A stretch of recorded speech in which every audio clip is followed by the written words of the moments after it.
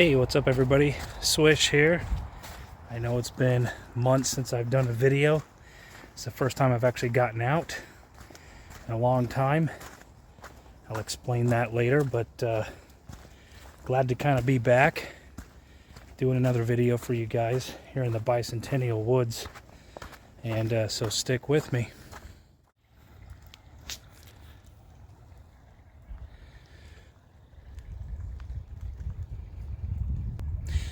Hey, make sure you guys like and subscribe and share.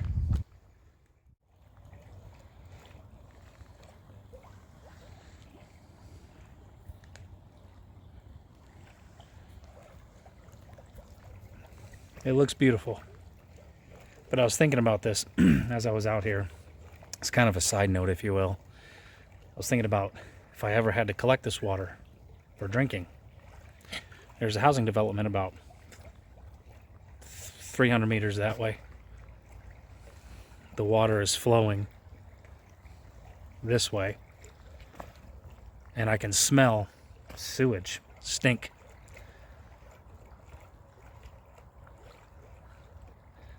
Well, with housing developments, and there's housing developments that way.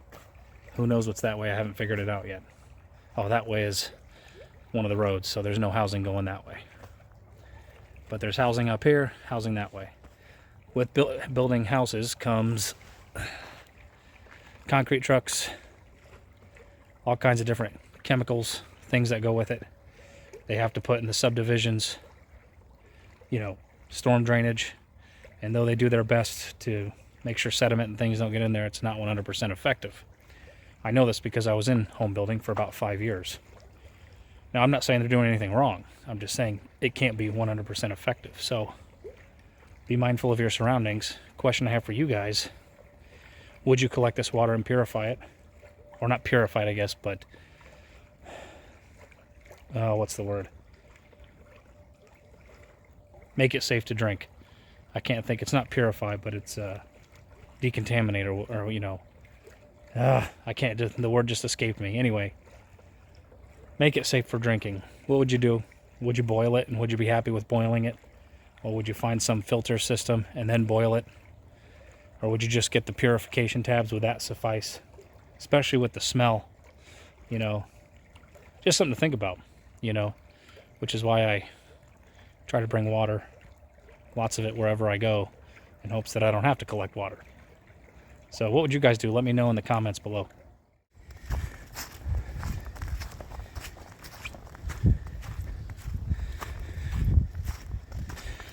Yeah, well, thanks for sticking with me for a couple seconds. But yeah, I'm just, like I said, glad to be back, and wanted to share my thoughts on the SERE challenge. Did the SERE challenge. Not going to give anything away. By the way, thanks to everyone who's subscribed since then, and thank you to Brent for giving me a shout out on his channel. I appreciate that. And what I thought of it, well, first of all, it was an amazing experience. Very challenging, and I didn't get down to the weight and physicality, like physique, that I wanted, but I got down enough to where I could, and ultimately did do it, and felt I did it good, and had a great time. And it was really great to meet Tom from Prepare Pathfinder and work with him, especially, you know, well, I don't want to give anything away, but it was just great to work with him and meet him and share some cool experiences with him. He's a really cool dude, and made some good friends, and it was great to work with Bill Stoker, with Randall at Grunt Proof, with Brent, with Jared, 2 Alpha Solutions. All these guys' YouTube channels I've recommended before. Go to my previous videos, you'll see them in the links. But next week is when the first episode airs. Sunday the 14th at 3 o'clock it's supposed to drop as of now. So really excited for you guys to see that. They definitely, if you watched season 2, yeah, they've upped it. And that's all I'm going to say. I'll let you guys watch it for yourselves, and if you compare it with the previous seasons. Oh, I forgot to mention, I'm sorry, Eric Coleman. Good night. So yeah, sorry, Eric. But yeah, great to meet those guys and learn from them, and just shoot the shit with them too. That was fun to do. So yeah, sorry, accidentally hit the stop button on my phone. All my videos I do on my phone. So oh, where was I? But yeah, it drops in a week, and I learned so much about being interrogated. That was the part I've never done before, ever. And my 13 years of military service never did any kind of interrogation resistance. So that was probably the most challenging part for me. And everything else was just a blast. And I can't wait for you guys to see it. So go there, subscribe it. I'll drop a link in the description box to the SERE challenge if you have not already subscribed to it. And want to give a shout out to Randall at Grunt Proof and say thank you for giving me this experience, allowing me to participate into it. It was one of the best experiences I ever had. And want to give a shout out to Jake Trent and Paul Hack and just say thank you guys for your training, your survival training that you guys have given me when you were instructors at the Pathfinder School. I appreciate it. It did definitely help me in certain times, which kind of brings me to a point that I wanted to share with you guys also on this, that there are so many videos on gear, and gear is good, and training is good, and how to do everything. But one thing that really stood out to me on this challenge was improvisation. You can have all the training in the world, all the best gear in the world, but when the textbook training doesn't go how it's supposed to go, and you might not have a Suto MC compass or a a military Lensatic compass. You might have some cheap little dollar store button compass or a cheap carabiner compass. You need to be able to improv and use that to the best of your ability. If you don't have the best knife, you have a cheap knife, something happened, or especially if you have to escape and evade, you can only use what you can find or what you have. And you have to improv. Now, the training is still important, because the training is a base for it. But you have to be able to take it to the next level yourself and be able to test yourself based on the training.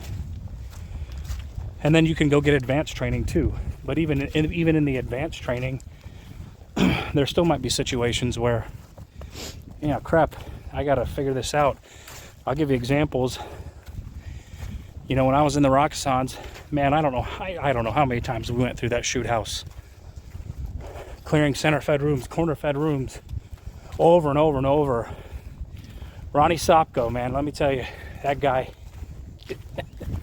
over and over, till we were blue in the face. And you get to Iraq, you get to Afghanistan, and you're clearing rooms, and you got to improv. There were times where I cleared a room and I didn't have 3 other dudes. I only had 1 other dude.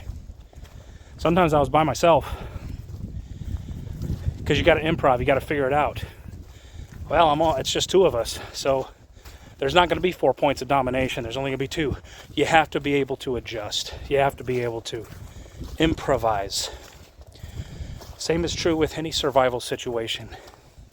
I don't think there's ever been a survival situation anybody's ever gotten themselves out of where, yes, the training they have helped, but they had to take it a step further. They had to improvise. They had to do things that they didn't learn in the school. Now they took that training and went higher with it, and had that ability to say, okay, I've had this training, but I don't have this equipment. So how can I apply what I have to the training, and how can I apply this to the environment I'm in? That's what you need to do. The training and the equipment only get you so far. You have to have the will to survive, one. And if you have the will, then you'll be able to improvise. And you'll be good to go. Or at least your chances will be better. So I wanted to share that with you guys.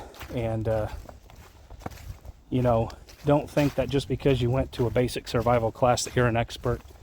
I'm surely not an expert. There are lots of experts out there. But when you get those classes, go out and challenge yourself afterwards.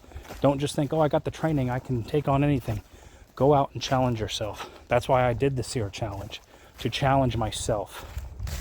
Was I going up against people? Yeah, but ultimately I was going up against myself because I want to know if I could do it. And that's the best way to challenge yourself, is to put yourself in uncomfortable situations, see if you can get out of it. So I hope that helps. And I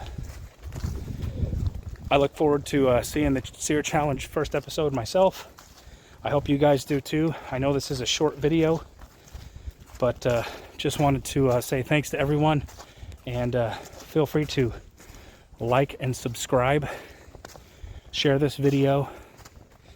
And I'll see you on the next one, guys. Don't know when that's going to be, but, you know, I got a family. They're the number one priority, so I don't release videos weekly or anything. As you guys have seen, it's been months, and the reason why I haven't been able to is got back from the SERE Challenge, Thanksgiving, then I had to go out to Salt Lake City for work. Then I came back and appendicitis, had to get my appendix removed. Christmas, New Year's, all that stuff. And for those of you who don't know, I'm just going to put this out there. If you're offended, sorry, but I am a Roman Catholic, and I did get confirmed during that time in the faith, so I'm pretty excited about that, and I'm glad. But yeah, so I will see you guys next video, and until next time, get outside and have a great time, guys. Later.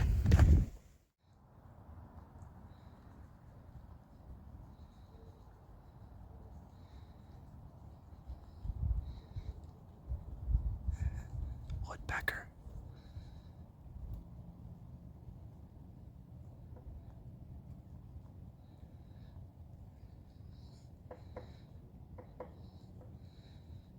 He didn't even see me. He's way up there. Oh, maybe he does.